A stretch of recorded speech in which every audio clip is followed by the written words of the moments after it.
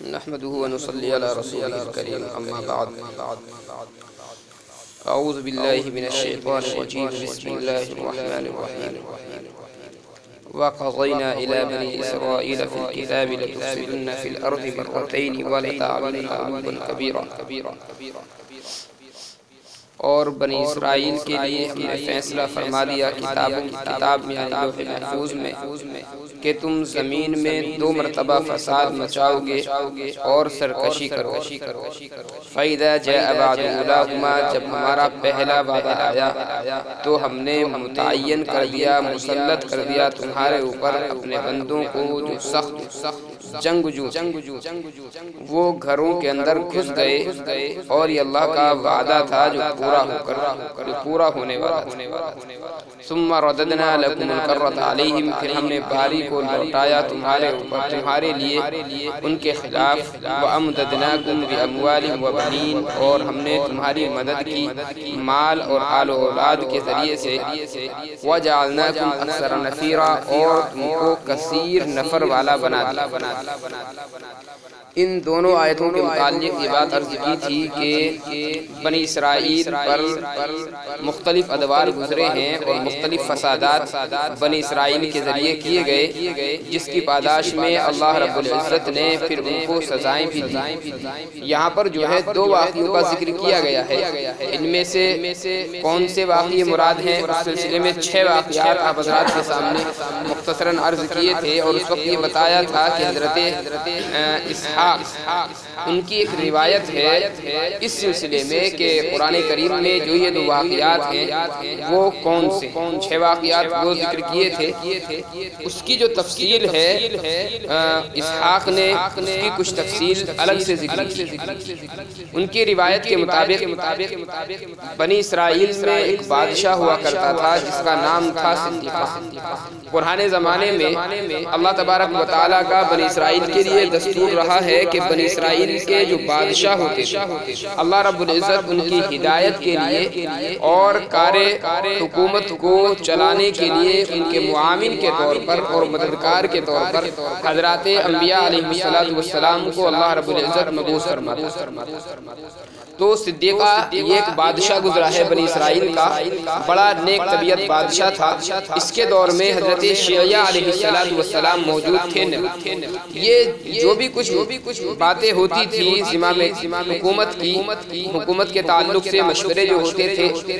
اللہ کے نبی سے یہ مشورہ کیا کرتا تھا اور اس کے بعد ہی اپنے فیصلے لیا کرتا تھا۔ ایک مرتبہ ایسا ہوا کہ بابل کا ایک بادشاہ تھا، اس نے بیت المقدس پر آ کر کے چڑھائی کی، سحاریب اس کا نام ذکر کیا گیا ہے۔ اس نے چڑھائی کی اور 6 لاکھ فوج کو لے کر کے اس نے بیت المقدس کا گھیراؤ کیا۔ لوگوں نے آ کر کے بتلایا صدیقہ سے کہ سحاریب نے آ کر کے حملہ کر دیا ہے اور چاروں طرف سے اس نے بیت المقدس کو آ کر کے گھیر لیا، اور ہمارے پاس سوائے ہتھیار ڈالنے کے کوئی چارہ نہیں، چونکہ ان کے پاس فوج کی کمی بھی تھی۔ صدیقہ نے حضرت شیعہ علیہ السلام کو بلایا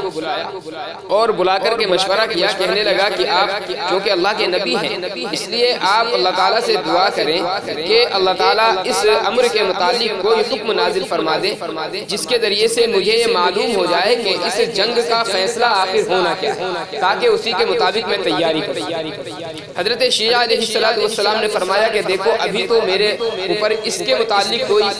وحی وغیرہ نازل نہیں ہوئی ہے، ہاں کوئی وحی نازل ہوگی تو میں تمہیں ضرور اس سے مطلع کروں گا۔ ابھی یہ باتیں ہو رہی تھی، حضرت شیعہ علیہ السلام غالباً اپنے گھر چلے گئے، اتنے میں اللہ تعالیٰ کی جانب سے وحی نازل۔ حضرت صدیقہ کے متعلق حضرت شیعہ علیہ السلام نے آ کر کے بتایا کہ اللہ تعالیٰ کی وحی نازل ہوئی ہے اور اللہ تعالیٰ کی جانب سے ایک فیصلہ ہوا کہ تمہاری جو حکومت ہے اس کے زوال کا وقت قریب آ چکا ہے، اس لیے اپنے انتقال سے پہلے اگر ہو سکتا ہے تم کسی کو اپنا نائب بنا دو، کسی کو اپنا جانشین مقرر کر دو، اس لیے کہ اللہ کی جانب سے تمہارا مقررہ جو وقت تھا وہ پورا ہو چکا۔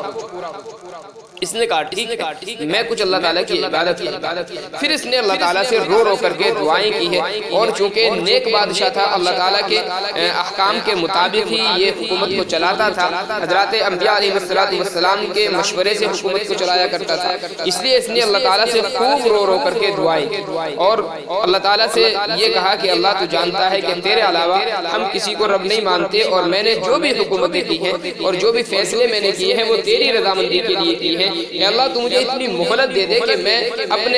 اپنے دشمنوں سے نمٹ سکوں۔ خیر اس نے زیادہ رو رو کر کے دعائیں کی ہیں، اللہ تعالیٰ نے اس کی دعا کو قبول فرمایا،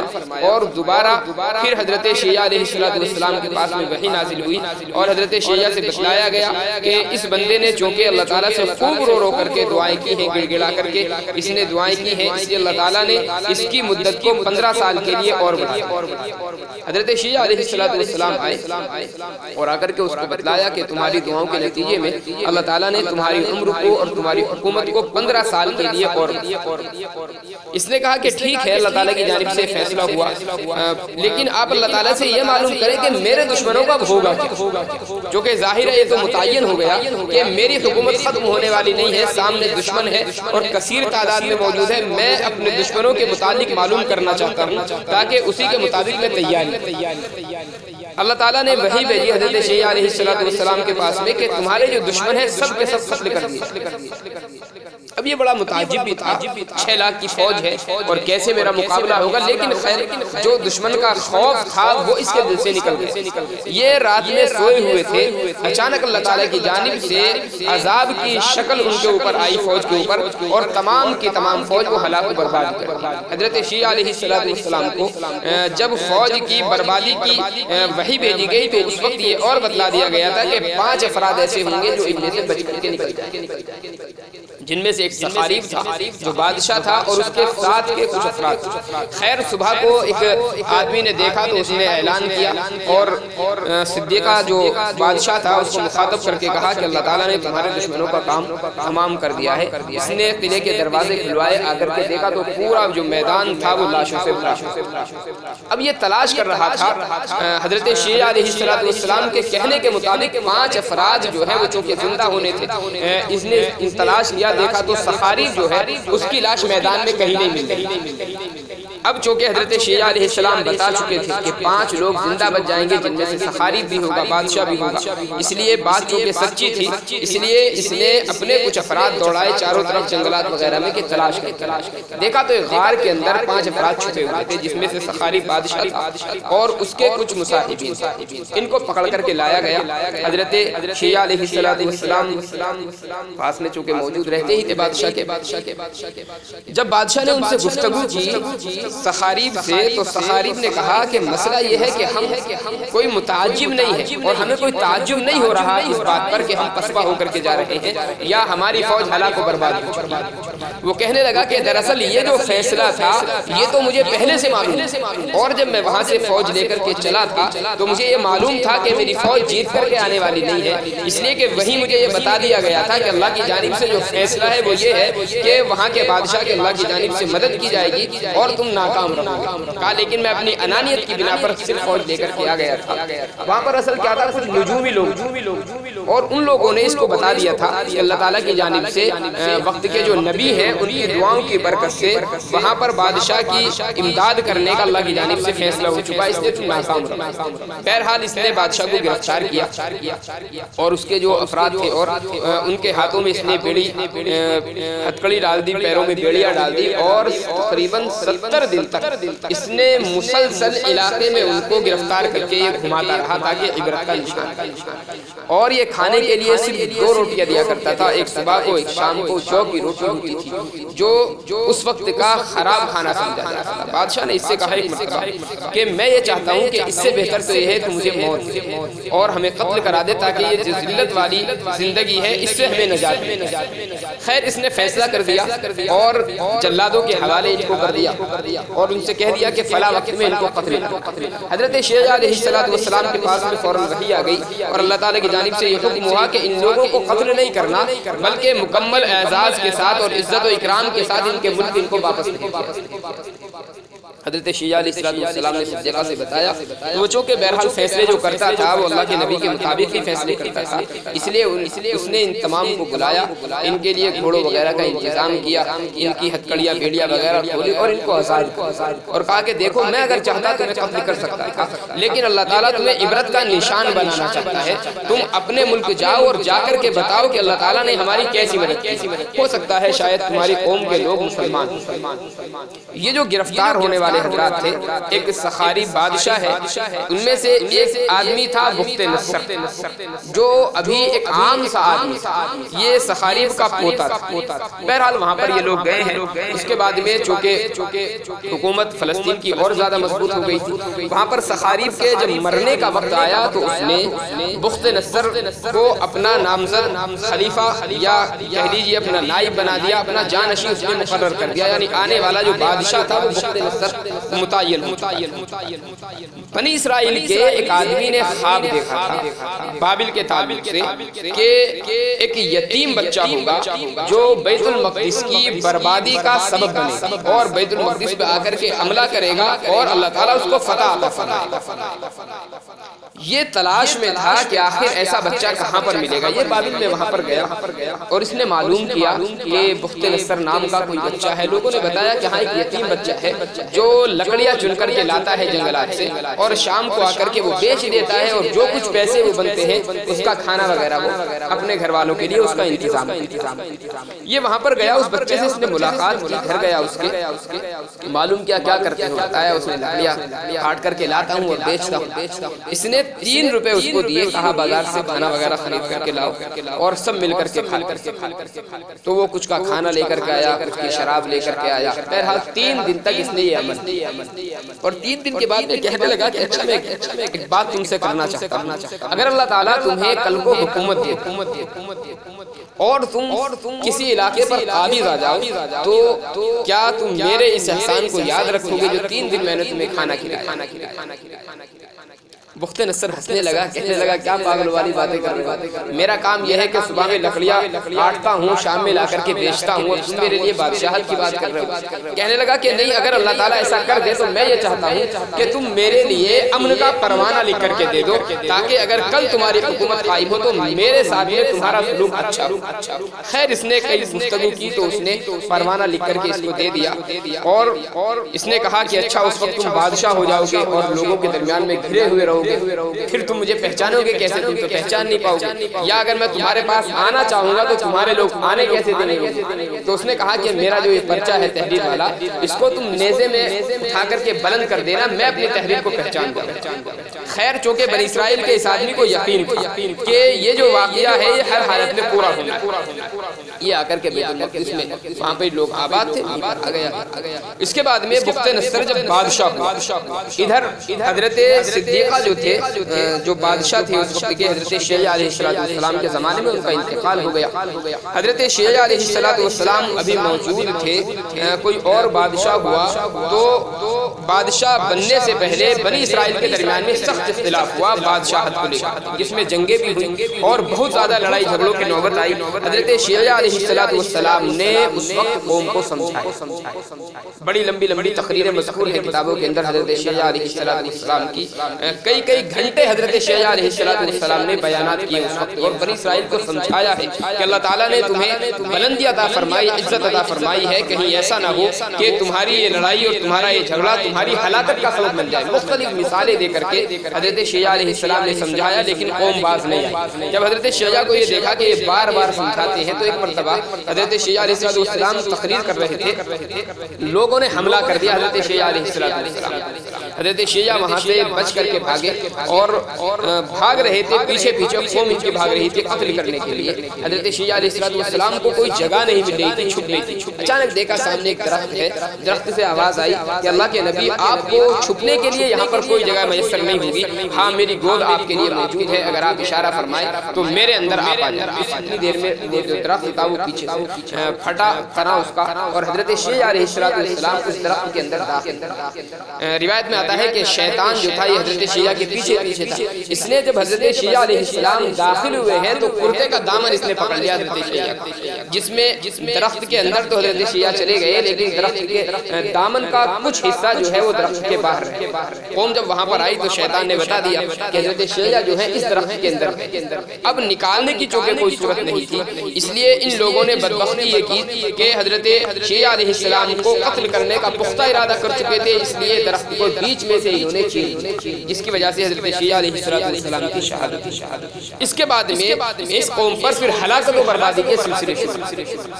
مختلف ادوار آتے رہے، مختلف بادشاہ جو ہے یہاں پر آتے رہے اور کبھی کسی کا حملہ کبھی کسی کا حملہ، لیکن چھوٹے حملے تھے وہ مختلف انداز میں ان کے اوپر ہوتے رہے. اس کے بعد میں دھیرے دھیرے وقت گزرتا گیا.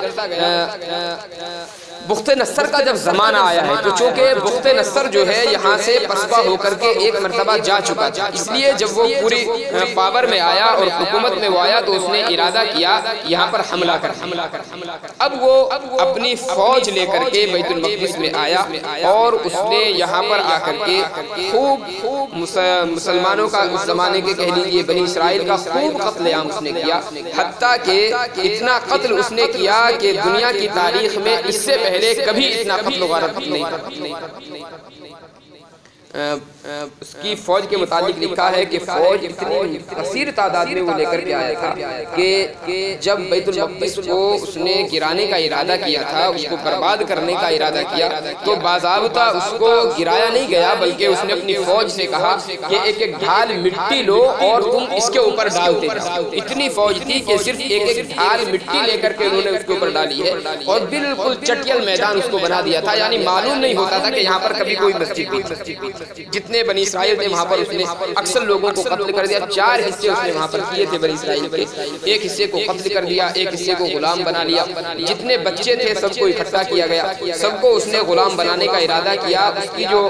مال و دولت تھی وہ لوگوں کے درمیان میں اس نے تقسیم. اس کے جو فوجی تھے انہوں نے کہا کہ بادشاہ آپ ایسا کریں کہ مال و دولت تو آپ سارا کا سارا مال غنیمت میں رکھ لیں، ہاں ہمیں کام کرنے کے لیے بچوں کی ضرورت ہے، غلاموں کی ضرورت ہے، اس لیے بچے آپ ہمارے درمیان میں تقسیم کر دیں. بنی اسرائیل تو بنی اسرائیل کے جو بچے تھے وہ بخت نصر نے اپنی فوج کے درمیان میں تقسیم کیے. ان میں بہت سارے وہ بچے تھے جو انبیاء علیہ السلام کی اولاد میں سے تھے اور آگے چل کر کے بھی وہ انبیاء بنے، جیسے حضرت دانیال علیہ السلام تھے، حضرت عزیر علیہ السلام بھی ہے، حضرت شیعہ کے بعد میں ایک گزرے ہیں یوحنا علیہ السلام. تو مختلف انبیاء علیہ السلام بھی تھے. بہرحال سب کو یہ غلام بنا کر کے لے گیا. ایک زمانے تک بنی اسرائیل جو ہے وہ غلامی کی زندگی بسر کرتے رہے. حضرت دانیال علیہ السلام اور ان کے جو کچھ مصاحبین تھے وہ بڑے نیک طبیعت تھے اور بخت نصر کو یہ معلوم ہو گیا تھا. اتفاق کی بات ایسا ہوا کہ بخت نصر نے جب بچوں کو تقسیم کیا ہے تو انبیاء علیہ السلام کی جو اولادیں تھی وہ کسی کی غلام نہیں بنی بلکہ وہ بادشاہ کے حصے میں آئی. اس لیے حضرت دانیال علیہ السلام ہیں اور ان کے ساتھ میں ساتھی تھے بہت سارے. عام طور پر بخت نصر جو تھا وہ ان سے مشورے کیا کرتا تھا حکومت کے. اسی دوران بخت نصر نے خواب دیکھا. اس نے خواب دیکھا اور بھول گیا، خواب گیا. وہ بڑا پریشان نہ اس کو خواب یاد تھا نہ خواب کی تعبیر یاد تھی. اب وہ چونکہ جانتا تھا کہ یہ جو حضرات ہیں بڑے نیک طبیعت افراد ہیں، اس نے ان سب کو بلایا اور کہا کہ دیکھو میں نے ایک خواب دیکھا تھا لیکن مجھے خواب یاد نہیں آیا اور مجھے تعبیر چاہیے. لوگوں نے کہا کہ اگر خواب آپ کو یاد ہوتا ہم تعبیر بتا بھی دیتے، خواب بھی آپ کو یاد نہیں تو تعبیر کیسے بتائے. اس نے سب کو قید کرا دیا، کہا سب کو قتل کر دوں گا، یا تو خواب بھی بتاؤ اور خواب کی تعبیر بھی بتاؤ ورنہ سب کے سب قتل ہو جاؤ گے. متعینہ وقت اس نے دیا. خیر ان لوگوں نے پھر اللہ تعالیٰ سے دعائیں کی تو اللہ تعالیٰ نے خواب بھی بتلایا ان کو اور اس کی تعبیر.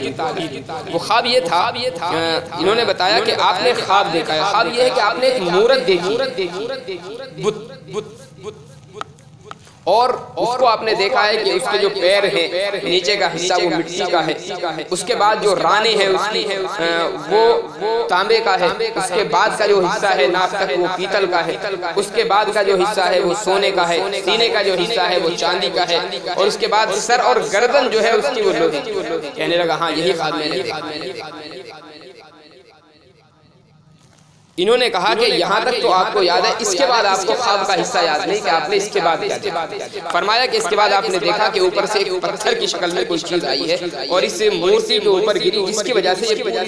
برباد ہوئی۔ کہنے لگا ہاں یہی حصہ مجھے یاد نہیں تھا اور اسی کے اصل متعلق میں پریشان۔ انہوں نے اس کی خواب کی تعبیر بتائی کہ تم نے جو یہ مورتی دیکھی ہے، یہ جو بت دیکھا ہے، یہ مختلف حکومتیں، اور اللہ تعالیٰ نے یہ حکومتوں کو سمجھایا ہے کسی کی حکومت کمزور ہے، کسی کی زیادہ طاقتور ہے، کسی کی اور زیادہ طاقتور ہے۔ مٹی سب سے زیادہ کمزور ہوتی ہے، اس کے مقابلے میں پیتل ہے، تانبا ہے، مضبوط ہوتا ہے، سونا چاندی اور مضبوط ہوتا ہے، لوہا جو ہے وہ سب سے زیادہ مضبوط ہوتا ہے۔ تو یہ حکومتیں ہیں جو اللہ تعالیٰ نے تمہیں دکھلائی۔ یہ جو سر اور گردن تم نے دیکھی ہے لوہے کی، یہ تمہاری حکومت ہے جو اس وقت سب سے زیادہ مضبوط ہے۔ اور اللہ تعالیٰ کی جانب سے پھر جو ایک پتھر آیا ہے جس نے پوری مورتی کو اس کو تحقیق کر دیا، یہ اللہ تعالیٰ کا فرمایا کہ اللہ تعالیٰ کا جب حکم آئے گا تو تمہاری حکومت بھی اور تمہارے ماتحت جو کمزور حکومتیں سب کے سب اللہ تعالیٰ تہو بالا۔ اب یہ بڑا فقیر بڑا پریشان تھا، اس کو یہ تو معلوم ہو گیا کہ میری حکومت کسی نہ کسی صورت میں اب یہاں سے جانی۔ اس نے اب ارادہ کیا کہ میں دنیا میں حکومت کرتے کرتے تھک گیا ہوں، آسمانوں پر اور چونکہ یہ جانتا تھا کہ اللہ کے لیے بندے ہیں، اس لیے جتنے بنی اسرائیل کے بزرگ حضرات تھے سب کو جمع اور کہنے لگا کہ دیکھو مجھے آسمانوں پر حکومت کرنا، دنیا پر حکومت کرتے کرتے میں تھک گیا ہوں، اس لیے اب کوئی ایسا طریقہ بتاؤ کہ میں اوپر آسمانوں پر جا کر کے حکومت کروں، اللہ کو مارنے کا کوئی طریقہ ان لوگوں نے کہا کہ یہ چیز ناممکن ہے اور اللہ تعالیٰ کی ذات کو کوئی دیکھ نہیں سکتا تو مارنا تو بہت دور کی بات ہے۔ خیر یہ بہت زیادہ اسی کے چکر میں رہا، پھر اللہ تعالیٰ نے اس کی ہلاکت کا انتظام فرمایا کہ اس کی ناک میں ایک مچھر گھسا جو اس کے دماغ میں چلا،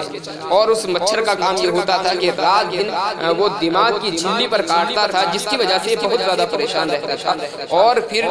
اس پریشانی کا حل لوگوں نے اس کو یہ بتایا کہ آپ اپنے سر پر ضربے لگوائیں تو جوتا یہ بجواتا تھا اپنے سر پر، جس کے نتیجے میں اس کو چین آتا تھا۔ کچھ دن کے بعد اسی طریقے سے کرتے کرتے اس کا انتقال۔ بخت نصر کے بعد میں ایک زمانے تک بنی اسرائیل جو ہے یہاں سے آزاد ہو کر کے چلے گئے تھے بیت المقدس، اس نے اپنے زمانے میں ان کو آزاد کیا۔ اس کا واقعہ یہ ہوا کہ بنی اسرائیل جب لوگوں کے گھروں میں آئے بچوں کی شکل میں، چونکہ وہ غلام بنے تھے، اب وہ بڑے ہو گئے تھے، اس لیے ان کی فوج نے آ کر کے شکایت کی بخت نصر سے کہ بادشاہ سلامت آپ کو انتظام کریں گے، یا تو قتل کرا دیں ان کو یا یہاں سے بھگا دیں، جو کچھ بھی انتظام کریں۔ بادشاہ نے معلوم کیا بھئی کیا ہے؟ کہنے لگے کہ جب سے یہ لوگ ہمارے گھروں میں آئے ہیں تب سے ہماری عورتوں کا نظریہ جو ہے ہمارے مطابق نہیں، وہ ہمارے خلاف ہونے لگی۔ مطلب یہ کہ ان کی طرف ہماری جو عورتیں وہ مائل ہو گئی ہیں، جس کی وجہ سے ہمارے تعلقات خراب ہو گئے۔ تو کچھ لوگوں کو بخت نصر نے قتل کرا دیا تھا، اکثر لوگوں کو لیکن آزاد کر دیا گیا تھا، اور یہ جو حضرات تھے دوبارہ لوٹ کر کے چلے گئے ہیں۔ حضرت دانیال علیہ السلام وغیرہ کا ایک واقعہ اور ہوا ہے اس وقت میں، کچھ لوگوں نے شکایت کی بخت نصر سے کہ یہ جو لوگ ہیں یہ بڑے بیکار لوگ ہیں، شراب پیتے ہیں، یہ کرتے ہیں وہ کرتے ہیں۔ چونکہ یہ قریبی تھے بخت نصر کے، اس لیے لوگوں نے چاہا کہ ان کی شکایتیں کر کے ان کو نقصان پہنچائیں۔ بخت نصر کے ذہن میں بھی آ گیا اور اس نے خندق کھدوائی۔ خندق کھدوانے کے بعد میں اس نے جتنے بھی بزرگ حضرات تھے ان کو سب کو خندق میں ڈلوایا اور ایک شیر چھوڑا، اور ارادہ یہ تھا کہ یہ شیر ہے یہ کھا جائے گا۔ صبح کے وقت میں چھوڑا، شام کے وقت اس نے دیکھا آ کر کے تو یہ حضرات آرام سے سوئے ہوئے ہیں اور شیر ان کے بازو میں لیٹا ہوا وہ بھی۔ پھر آ کر کے اس کو احساس ہوا کہ اللہ کے نیک بندے ہیں اور ان کو نقصان پہنچانا میرے بس میں نہیں ہے، اس لیے اس نے خیر بعافیت عزت کے ساتھ میں ان کو بلوا لیا۔ اس کے بعد میں بخت نصر کا انتقال ہوا، یا تو مچھر کے اس سے ایک روایت اور ملتی ہے اس کے انتقال کے متعلق کہ یہ جو اس کا انتقال ہوا وہ کیسے۔ کچھ لوگوں نے شکایت کی حضرت دانیال علیہ السلام کی، جو بھی اللہ کے نیک بندے اس وقت تھے، کہا یہ جو لوگ ہیں یہ شراب پیتے ہیں اور شراب پینے کے فوراً بعد پیشاب کرتے ہیں۔ بخت نصر کی قوم میں یہ بہت زیادہ عیب کی چیز سمجھی جاتی تھی کہ کوئی شراب پیے اور اس کے فوراً بعد پیشاب۔ اب اس نے کیا کیا، جس حال میں لوگوں کی دعوتوں کا کھانے پینے کا انتظام ہوتا تھا اس حال میں سب کو جمع کیا اور آگے دربان بٹھلا دیا اور اس سے کہا کہ دیکھو شراب کا دور چلے گا اور اس کے بعد میں جو بھی پیشاب کرنے کے لیے آئے بغیر کہے تم تیر چلا دے، اور اس کو سمجھا دیا کہ اگر کوئی کسی کا بھی نام لے سننا نہیں ہے، حتیٰ کہ اگر میں بھی آ کر کے یہ کہوں کہ میں بخت نصر ہوں تو چھوڑنا نہیں ہے، ہر حالت میں اس کو قتل کرنا۔ ذہن میں اس کے یہ تھا کہ دانیال اور اس کے ساتھی یہ آئیں گے پیشاب کرنے سے مارے جائیں گے۔ اتفاق ایسا ہوا، شراب کا دور چلا، حضرت دانیال چونکہ نبی ہے یا ان کے ساتھ میں جو بزرگ حضرات تھے وہ یقینی بات ہے کہ وہ شراب پیتے ہی نہیں تھے۔ جب یہ معاملہ چلا تو سب سے پہلے جو پیشاب کی حاجت ہوئی وہ بخت نصر تھی۔ اب یہ چونکہ بادشاہ تھا، اس کے ذہن میں یہ چیز نہیں تھی، میں نے دربان سے کہا اس لیے یہ چلا گیا پیشاب کرنے کے لیے۔ دربان نے دیکھ کر کے تیر چلا دیا۔ اب یہ بہت چیخ رہا ہے کہ میں بخت نصر ہوں۔ وہ کہنے لگا کہ نہیں، بادشاہ نے تو یہ کہا تھا کہ اگر بخت نصر بھی آئے تو اس کو بھی نہیں چھوڑنا۔ تو اس طریقے سے اس کو قتل کیا گیا۔ بہرحال بنی اسرائیل جو ہے یہاں سے پھر واپس چلے گئے بیت المقدس میں جا کر کے، تقریباً 400 سال تک وہ اسی طریقے سے الٹ پلٹ کے ساتھ میں زندگی ان کی کٹتی رہی۔ کبھی کوئی عذاب آیا، کبھی کوئی عذاب آیا، کبھی نعمتوں کا نزول رہا۔ اس کے بعد میں حضرت یحییٰ علیہ السلام کا جب زمانہ آیا تو ان لوگوں نے حضرت یحییٰ علیہ السلام کو قتل کیا، جس کی وجہ سے پھر ان کے اوپر بڑا اثر پڑا۔ حضرت یحییٰ علیہ السلام کے زمانے میں جو بادشاہ تھا وہ بڑا عیاش قسم کا بادشاہ تھا۔ حضرت یحییٰ علیہ السلام نصیحت فرماتے تھے، قبول نہیں کرتا تھا۔ اتفاق ایسا ہوا کہ اس کی جو بیوی تھی اس کی لڑکی تھی، یا ایک روایت میں بھتیجی یا بھانجی کا تذکرہ، بڑی حسین و جمیل لڑکی تھی، اور اس بادشاہ کا دل آ گیا اس پر وہ شادی کرنا۔ اس نے حضرت یحییٰ علیہ السلام کو بلایا اور مسئلہ معلوم کیا کہ میں شادی کرنا چاہتا ہوں، کیا حکم ہے؟ حضرت یحییٰ علیہ السلام نے منع فرما دیا کہ اللہ تعالیٰ کی جانب سے اجازت نہیں ہے اس کی۔ خیر اس نے بہت منتیں سماجتیں کی حضرت یحییٰ علیہ السلام کی، لیکن حضرت یحییٰ نے کہا کہ کسی بھی صورت میں شادی تمہاری نہیں۔ اب وہ لڑکی کی جو ماں تھی وہ چونکہ چاہتی تھی کہ میری لڑکی بادشاہ کی بیوی بنے، جس کے بعد میں حکومت ہمارے قبضے میں آ جائے، اس کو بہت زیادہ غصہ تھا حضرت یحییٰ علیہ السلام سے، اور وہ بہت زیادہ کینہ کرنے لگی اور اس کوشش میں رہی کہ کسی طریقے سے حضرت یحییٰ علیہ السلام کو نقصان پہنچائے۔ ٹائم زیادہ نہیں جائے گا۔ اس کے بعد میں حضرت یحییٰ علیہ السلام وہاں پر تھے۔ لڑکی کی ماں نے ایک تدبیر، اس نے اپنی لڑکی کو سمجھایا کہ جب شراب کا دور چلے، بادشاہ شراب پیے ہوئے، اس وقت تم ایسا کرنا کہ بہت ہلکا باریک لباس اور سرخ رنگ کا لباس ہو، وہ پہن کر کے بادشاہ کے پاس لے جانا اور خوب شراب۔ جب وہ شراب کے نشے میں مست ہو جائے اور تمہارے ساتھ وہ حرام کاری کرنا چاہے، اس وقت تم حرام کاری اس کو مت کرنے دینا، اور اس پہ شرط لگا دینا کہ جب تک حضرت یحییٰ علیہ السلام کا سر لے کر کے نہیں آ جاؤ گے تب تک میں تم سے زنا نہیں۔ اب وہ لڑکی سدائی کی سی چلی گئی بادشاہ کے پاس، اور اس نے وہی طریقہ اختیار کیا۔ بادشاہ شراب کے نشے میں تھا، کئی مرتبہ اس نے دست درازی کی لیکن لڑکی فوراً پیچھے ہٹ جاتی تھی۔ بادشاہ نے کہا کہ چاہتی کیا؟ لڑکی نے کہا کہ میرا معاملہ یہ ہے کہ میں مکمل طور پر تم کو قبضہ دے سکتی ہوں، لیکن شرط یہ ہے کہ مجھے یحییٰ علیہ السلام کا سر۔ بادشاہ فوراً بیدار ہوا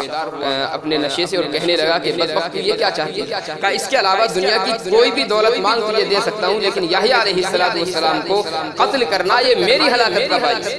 بہرحال لڑکی نے شرط لگائی اور کسی بھی طریقے سے لڑکی راضی نہیں تھی اس کے قریب آنے کے لیے۔ بادشاہ پر چونکہ جنون سوار تھا اس وقت، اس لیے بادشاہ نے اپنے دو لوگوں کو بلا کر کے حکم دیا کہ یحییٰ علیہ السلام کو قتل کرو۔ وہ یحییٰ علیہ السلام کے پاس گئے اور آپ کا سر کاٹ کر کے وہ ایک تشت میں رکھ کے بادشاہ کے پاس میں لے کر آئے۔ اب اس کی کیفیت یہ ہوئی کہ حضرت یحییٰ علیہ السلام کے سر سے خون بند نہیں۔ بڑی کوششیں کی گئی لیکن خون حضرت یحییٰ علیہ السلام کے سر سے بند نہیں ہو رہا تھا کسی بھی صورت میں۔ اس کے بعد میں شہر کی جو فصیل تھی، جو دیواریں ہوتی ہیں، وہاں پر اس کو لایا گیا اور بیت المقدس کا جو صحن تھا وہاں پر اس کو دفنایا گیا، لیکن خون بند نہیں۔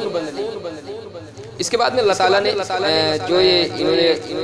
کام کیا تھا اس کے نتیجے میں اللہ تعالیٰ کی جانب سے پھر بڑا عذاب آیا، اور بابل کا ایک بادشاہ تھا خردوش اس کا نام تھا، اس نے پھر بیت المقدس پر چڑھائی اور اس نے بہت زیادہ ان لوگوں کو ہلاک و برباد کیا، بلکہ اس نے ایک شرط لگائی جب وہ مکمل طور پر قبضہ کر چکا اور بنی اسرائیل کچھ زندہ تھے تو اس نے اپنے ایک سپہ سالار کو کہا دیکھو شہر میں جاؤ اور جہاں پر میرا لشکر پڑاؤ ڈالے اتنا قتل کرنا ان لوگوں کا کہ ان کا خون میرے پڑاؤ تک آ جائے۔ بادشاہ جو تھا وہ باہر تھا اور اپنا جو سپہ سالار تھا اس کا وہاں پر آیا، اس نے بیت المقدس میں تمام بنی اسرائیلیوں کو جمع کیا اور اس کے بعد میں اس نے بتایا کہ اسی طریقے سے بادشاہ نے مجھے حکم دیا ہے اور مجھے ہر حال میں یہ حکم پورا کرنا۔ اس نے اچانک یہ دیکھا کہ ایک جگہ پر لوگ اکٹھا ہو رہے ہیں اور وہاں پر خون ابل رہا ہے۔ اس نے جا کر کے معلوم کیا کہ یہ خون کیسا ابل رہا ہے یہاں پر، تو بنی اسرائیل کے لوگوں نے بتایا کہ ہم جو ہیں ہر سال یہاں پر قربانی دیتے ہیں اللہ تعالیٰ کی، اور اس مرتبہ چونکہ ہم سے غلطیاں کچھ سرزد ہوئی ہیں اس لیے اللہ تعالیٰ نے ہماری قربانی قبول نہیں کی جس کی وجہ سے یہ خون ابلا۔ اس نے کئی مرتبہ معلوم کیا لیکن لوگ سچ بتانے کو تیار نہیں تھے۔ اس نے کہا کہ اچھا اگر تمہاری غلطیوں کی وجہ سے خون ابل رہا ہے تو تمہاری قربانی کی وجہ سے یہ خون بند ہو سکتا ہے۔ اس لیے اس نے بنی اسرائیل کے 700 افراد تھے جو سردار قسم کے تھے، سب کو جمع کیا اس نے اور سب کو وہاں پر